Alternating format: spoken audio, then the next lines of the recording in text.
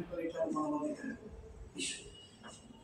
এটা রেসপন্স হিসেবে 1990-তে, এটা তো 48-এ, 1990-তে কায়রোতে একটা Islamic response to UN declaration, মানে universal declaration on human rights, এটা করা হয়, সেটা কায়রোতে হয় এবং সেটা 1990-তে। এবং সেটা ডিক্লারেশনটা এরকম যে সেটা বলা ছিল যে Cairo declaration on human rights in Islam, এই টাইটেলে এটা বলা হয়, সেটা 1990-তে। এটা অনেকটা Islamic response to UN declaration, যদিও এটা আবার 2020 আবার রিভাইজ এডিশন আসে। তো যাই হোক, আমি যেটা বলতে চাইছিলাম, 1948 বলেন বা এর আগে ম্যাগনা কার্টা মানে বিভিন্ন যতগুলি ডিক্লারেশন আসছে, পরে কায়রো ডিক্লারেশন বলেন বা এই রিলেটেড বহু ডিক্লারেশন, সাবসিকুয়েন্ট অনেক ডিক্লারেশন আসছে। এই যতগুলি আসা হোক, এই সবগুলি হয়েছে অ্যামেন্ডমেন্ট হইতে হইতে আরও হবে না।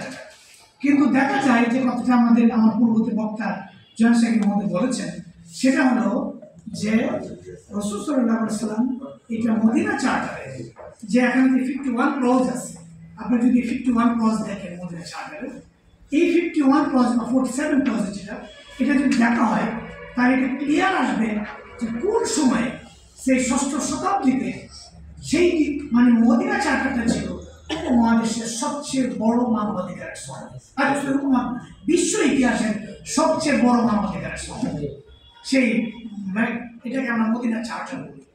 এবং সেটা শুধু মদিনা চার্টার না, ফার্স্ট রিটেন কনস্টিটিউশন, মানে এর আগে কোনো রিটেন মানে দলিলই ছিল, এখানে পাতায় লিখে দলিলগুলি আপনার তাহলে দেখেন কতটা সুন্দর পাশারি এবং সভ্য জিনিস ছিল ইসলামিক সিভিলাইজেশন।